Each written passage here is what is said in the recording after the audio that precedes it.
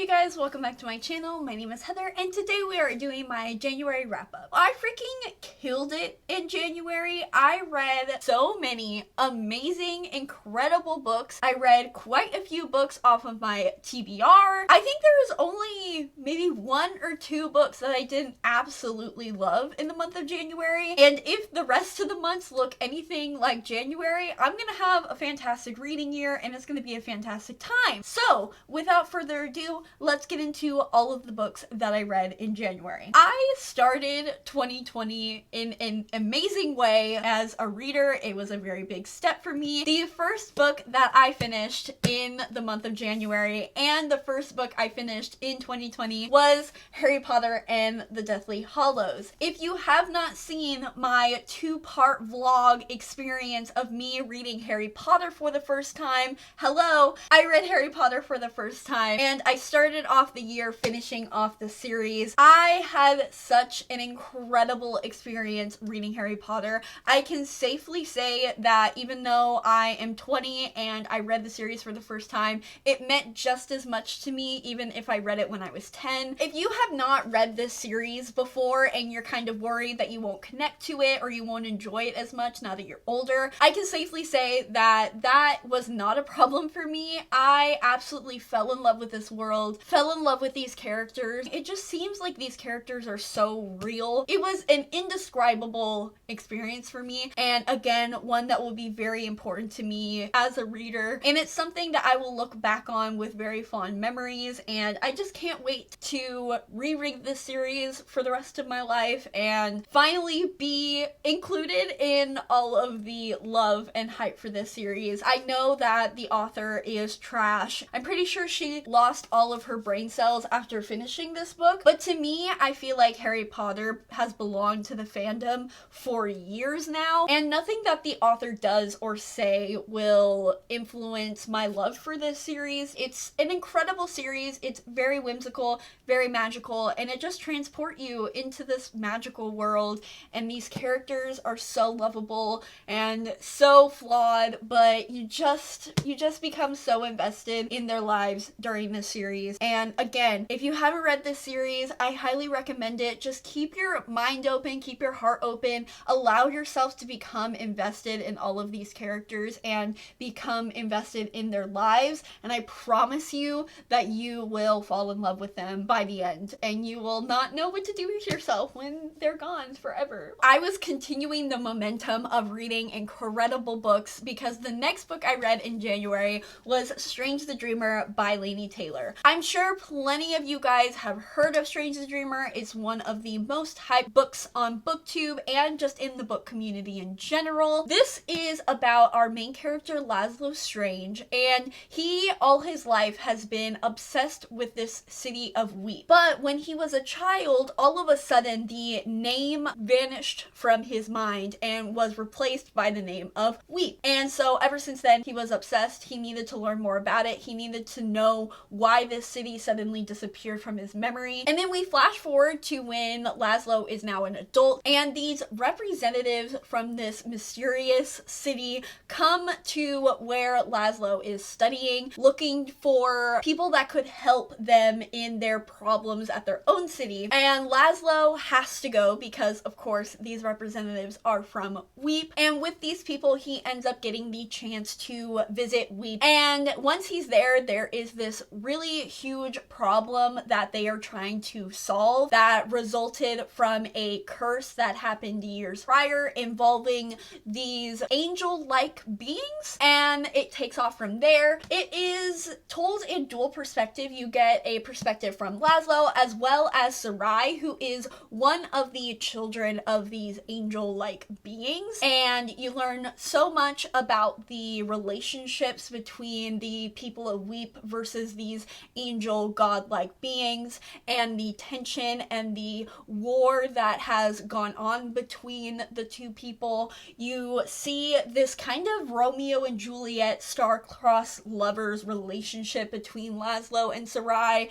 that I absolutely fell in love with. I describe this book as a painting that tells a story rather than a traditional story that has a plot or is character driven, because it really isn't either of those things. This book is mainly driven by feelings and emotions and themes that center around hatred and what hate can do to people and to their children and generational trauma. It's a lot about what this story represents. So if you don't mind a slower paced book that makes you think about a lot of things like morality, definitely recommend this wholeheartedly. It's not for everybody. The writing style is very flowery. There isn't a whole lot of structure to it. But if you go into it with an open mind and maybe try the audiobook to quicken things up a little bit, I think you could really, really grow to love this. Also, if you have read this book, definitely go check out my spoiler review discussion. It's not really a review, it's more just me word vomiting on the screen. So go check that out if you are interested in that. This story is truly unlike anything I have ever read before and likely will ever read again. The next book I read was Women in Power by Mary Beard. This is a written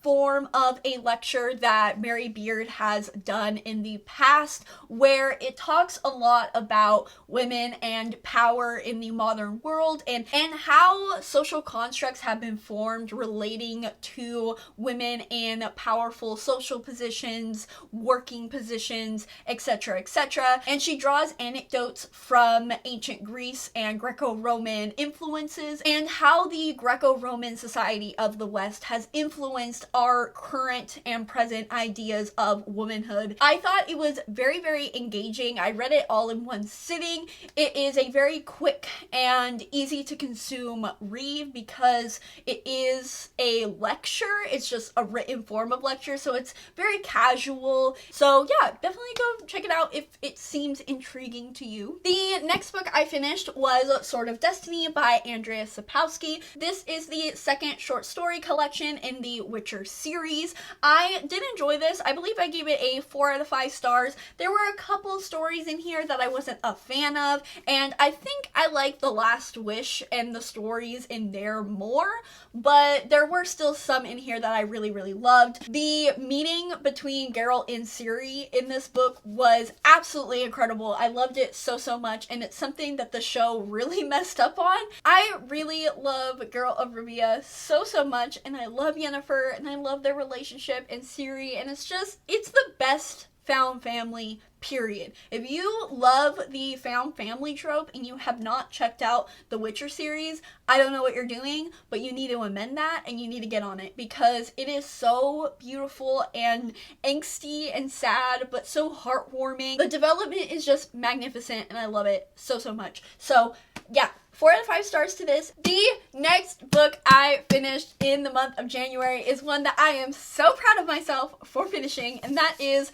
Name of the Wind by Patrick Rothfuss. So, this is about our main character, Kvothe, and he is this legendary figure who has recently gone into hiding, gone into retirement, and he now owns this little inn in this random town. And one day this chronicler comes into his inn and recognizes him and wants him to tell his story. So Kvothe says, okay, I will tell your story. It will take 3 days, and each of the 3 books in this trilogy is one of those days where he is telling his story. This is very much a coming of age story. We follow Kvothe. We pay a lot of attention to Kvothe and his life story.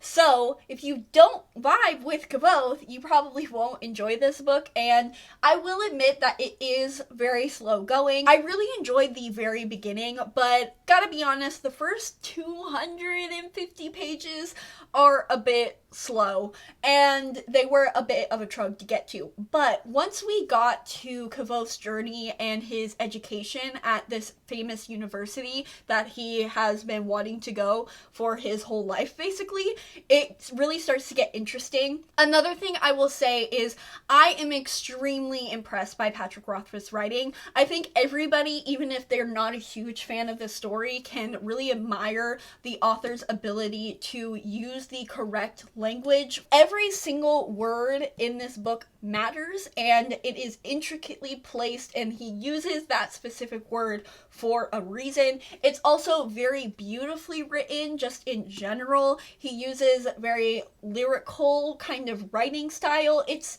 really is stunning. Finally, the last thing I will say is, although if you don't like Kvothe, you're not going to enjoy this book at all, the way in which this author makes you care about this character, I'm sure it's just because we spend so much time with him, so it's inevitable that we become invested in his life. But I was on the edge of my seat so many times while reading this because I just wanted things to work out for Kvothe, and a lot of times it doesn't, and the author isn't afraid to show you his flaws and have him work through them, and it's so well developed. You are looking for an intricate, fantastical world. If you are interested in a lot of character studies, I would recommend this book, and I would recommend giving it at least to the 250 page mark so you can see if this is the story for you. I gave this a strong 4 out of 5 stars, and I am very intrigued to see where this trilogy goes. Speaking of not knowing where this trilogy is gonna go, I read God's Grave by J. Kristoff. I took so long to read this after reading Nevernight. Even my dad finished the trilogy before me, so I'm very much late to the game. But I gave this one 5 out of 5 stars. I did not enjoy it as much as Nevernight, which was very surprising because the plot of this is surrounding gladiators, and Mia is training to be a gladiator in order to finish off her quest, her vengeance, her whatever you want to call it, her revenge story, and that should have made it my favorite. But the one thing that, again, I really love about adult fantasy, and I've said it many times, the reason that I read adult fantasy is to get the intricate lore and the world building and mythology that you can get in YA, but it's multiplied tenfold, usually, in adult fantasy, and this one did not give that to me. I found that most of the lore was built in Nevernight, which, again, is why I do prefer that one. Even the footnotes in here were quite boring, and I wasn't a fan. Also, the first half of this is written in dual timelines. It's like flipping back and forth from 2 different time frames, and I really just don't enjoy that. That's one of my pet peeves. I know that Nevernight did that as well, but it was more backstory based, and this one, it was like 2 different plots going on, and it just didn't work for me. So I did enjoy this. I did enjoy the new characters that we meet in here. I loved the writing style. I loved Mia. I loved Mr. Kindly and Eclipse. But overall, I do prefer Nevernight. I'm very excited to see how Dark Dawn ends. If you haven't seen my vlog where I do read this and you want to see my spoiler-free reactions to the ending, I will link that up above. But it definitely had a interesting plot twist. There's like 5 plot twists at the end of this book, so I should pick up Dark Dawn soon. Will I? Probably not, but it will get read eventually. The next book I read, oh my god, I am so excited to talk to you guys about. This is going to be on my top 3, at least top 3 favorite books of 2020, and that is Library of the Unwritten by A.J. Hackwith. I know that it's only the first month of the year and I shouldn't make any promises, but this book is unlike anything I have ever read before, and it is incredible. This book takes place in the Library of Hell, and this library is where all of the unwritten books, both by, alive authors or dead authors, any books that have been started and haven't finished, end up in this library. And sometimes the characters from these books escape and they try to look for their authors. So it's up to our librarian to go and retrieve those characters and put them back in their books. So that is how the book starts off. But the overarching plot of this story is that the librarian and a couple other characters are all trying to look for the Devil's Bible. And the catch is that the angels of heaven are also looking for this Bible. And so they are on a quest. They are trying to get to the book before the angels get to the book, and they have to travel through multiple realms of the underworld. You go to Valhalla, you go to an Egyptian-esque underworld, you go to a labyrinth Greek-esque underworld. It's absolutely incredible. This book has everything for everyone. It has the books about books trope. It has the snarky character trope. It has a found family trope. It has an incredibly well thought out magic system and world. It is so interesting to hear about these books and what they mean and why they're there and their purpose.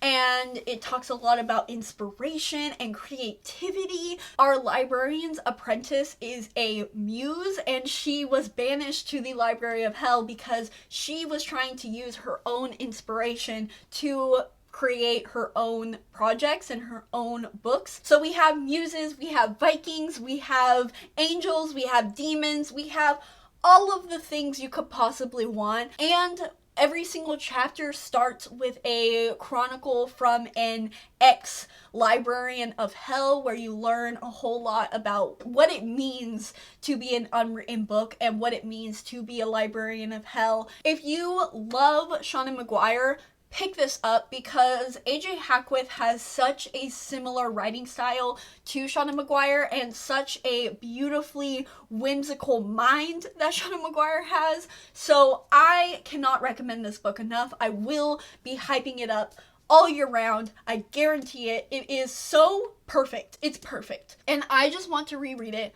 over and over and over again.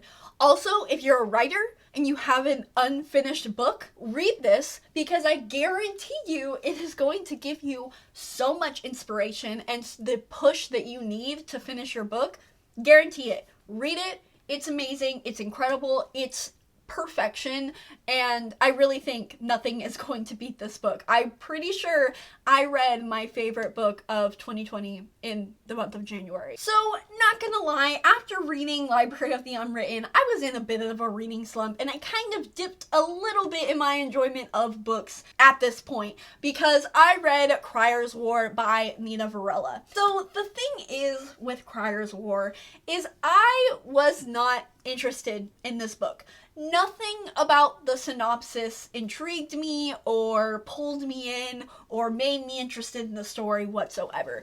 We are following this dystopian kind of esque futuristic world where automatons are ruling over the world and humans are now the subclass of the world, and they are now the servants of the automatons. And we follow our princess, who is Princess Crier, and Ayla, who is this rebel human who's trying to kill Princess Crier for revenge of her own family's death and just the treatment of humans in general. There's a bit more that goes into it, but that's the general gist. It's a female-female romance between Crier and Ayla, a little hate-to-love moment. I only read this for the female-female vibes and the sapphicness, because obviously those are important to consume and important to hype up so we can get more of them. But overall, like everything else, the plot, the world, nothing intrigued me. I did like Crier and Ayla's dynamic. I thought it was a really cute relationship. Crier is the bubbly, kind of curious character, and Ayla is more the broody, tough, guarded character. So that's the cute dynamic that I enjoyed. I also enjoyed that the author was not afraid to express desire with her characters, because I find that previous female-female books I have read kind of are more wholesome and all that, like, oh my god, you make me feel warm inside. And I'm like, yeah, but they should make other parts of you feel warm too, right? I don't know if you guys know this, but women like to have sex as well. So I'm glad that Nina Varela actually expressed that with her characters, and that was really nice. But again, I didn't care about the world. I didn't care about the characters, other characters. I didn't care about anything else. So I gave this a 3-star. If you don't like the plot, you probably aren't gonna like the book. Crazy, right? I know that blows my mind. There's only so much the gays can make me invested in, and futuristic dystopian robotics is just not... It's not for me. It really isn't. The next 2 books I read in the month of January were rereads for me, and they were Ink Exchange by Melissa Marr and Fragile Eternity by Melissa Marr. So, if you do not know, the Wicked Lovely series, which is what they are, this is book 2 and book 3, is my favorite YA series. It is the first YA series I ever read. It is the one that really got me into reading. Of course, Percy Jackson is the thing that really fueled my reading desire, but these, again, were the first YA series, so it was my first taste of the genre. Each book in this series kind of follows a different main character.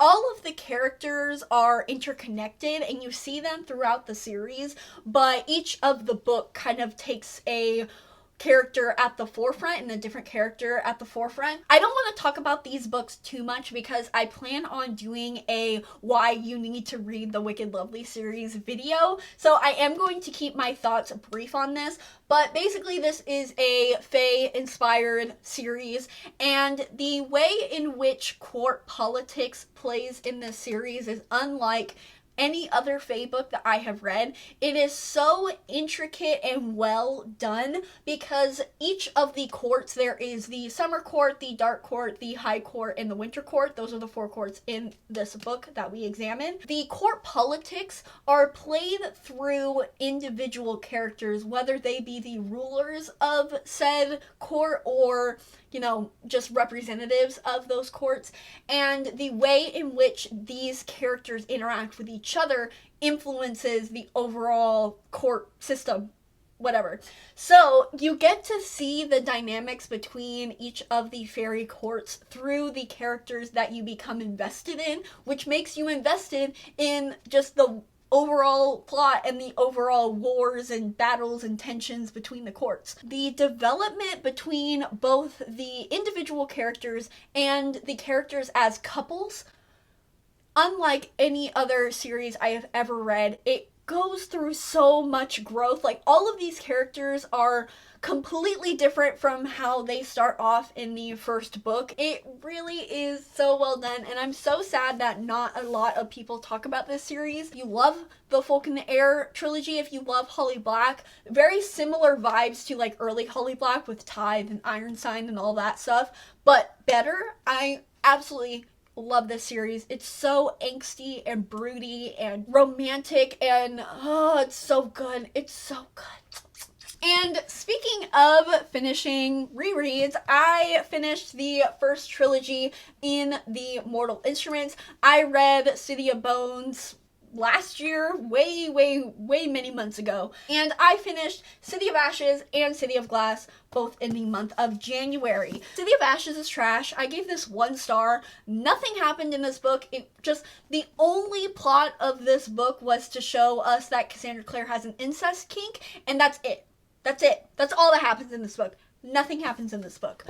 But City of Glass was very fun, very fast-paced. Once the plot picks up, it picks up, and it's very entertaining, very quick, very fast-paced.